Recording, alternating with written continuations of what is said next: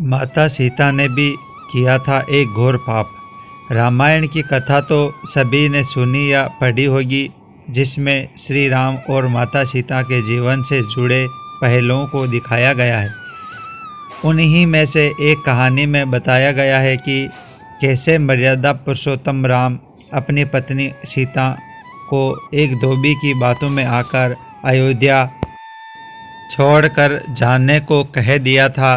लेकिन क्या आपको पता है कि वो धोबी के रूप में जन्मा एक पक्षी था, जिसके श्राप की वजह से ही माता सीता को वन में भटकना पड़ा था। जी हाँ, आपने सही सुना, माता सीता को श्राप मिला था। आज हम आपको बताएंगे कि देवी सीता को किस पाप की सज़ा मिली और उन्हें वन वन भटकना पड़ा। धरती की कोख से जन्मी थी सीता। मिथिला नगरी में जनक राजवंश राजा राज करते थे।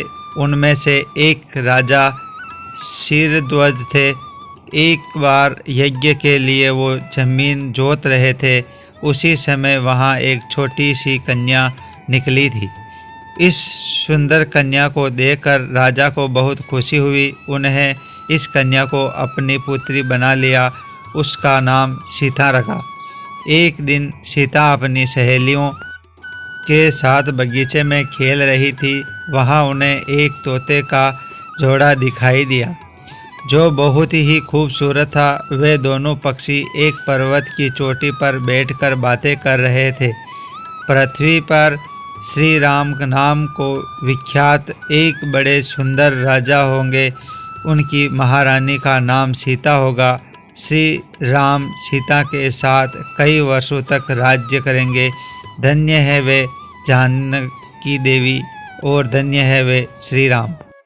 माता सीता ने जानी प्रभु राम की कहानी। तोते की ऐसी बातें सुनकर सीता ने सोचा कि ये दोनों तो मेरे ही बारे में बातें कर रहे हैं। उन्हें पकड़कर मैं इनसे अपने जीवन से जुड़ी सारी बातें पूछ सकती हूँ। इसलिए उन्होंने अपनी सहेलियों से उन दोनों पक्षियों को पकड़कर लाने को कहा।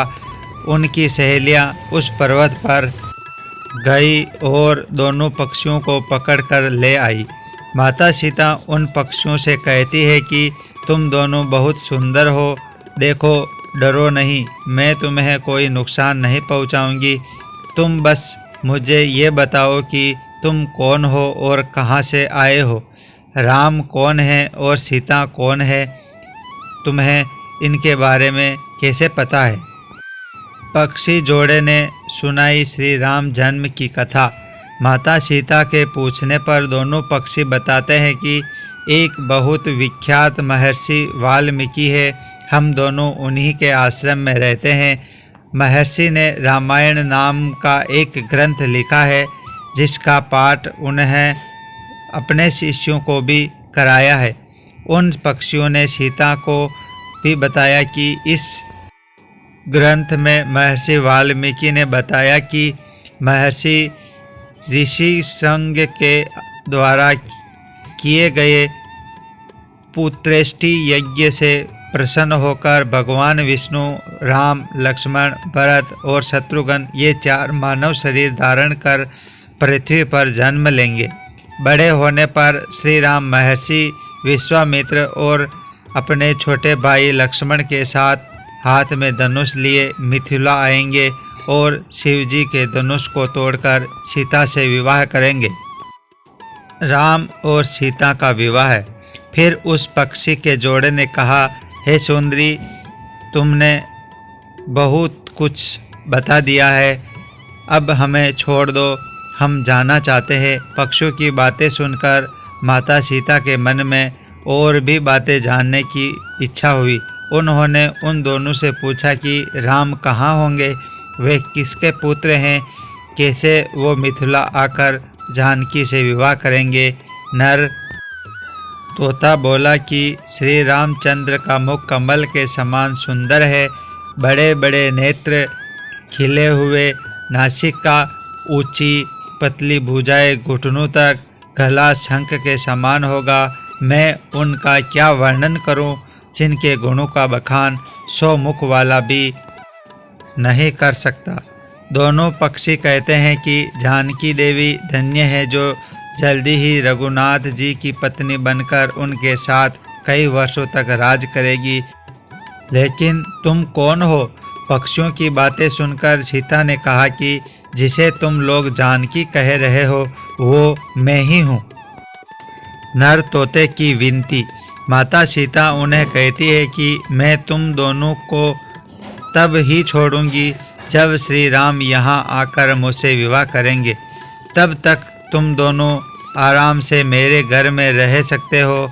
ये सुनकर मादा तोते जानकी से कहती है कि हम वन के पक्षी हैं, हमें घर में सुख नहीं मिलेगा। मैं गर्भवती हूँ, मुझे जाने दो। मैं अपने स्थान पर जाकर बच्चा पैदा करूँगी। आप चाहे तो उसके बाद फिर से यहाँ आ जाऊँगी। उसके कहने पर भी सीता जी ने उन्हें नहीं छोड़ा।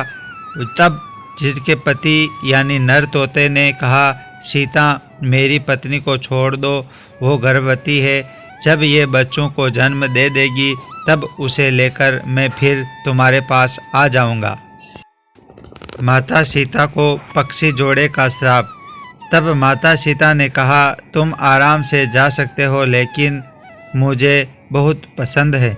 तुम घबराओ नहीं, मैं इसकी अच्छे से देखभाल करूंगी। जब सीता ने उसे मादा तोते को छोड़ने से मना कर दिया तब वह पक्षी दुखी हो गया। पक्षी दोबारा सीता से निवेदन करता है कि मैं अपनी पत्नी के बिना जिंदा नहीं रह सकता, इसलिए इसे छोड़ दो। माता सीता तुम बहुत अच्छी हो, मेरी प्रार्थना मान लो। इस तरह उसने बहुत समझाया, लेकिन सीता ने उनकी पत्नी को छोड़ा नहीं। तब मादा पक्षी ने क्रोध से सीता को श्राप दिया कि अरे जिस प्रकार तू मुझे इस समय अपने पति से अलग कर रही है, वैसे ही तुझे भी स्वयं गर्भवती की अवस्था में श्री राम से अलग होना पड़ेगा। वन वन भटकती रही माता सीता।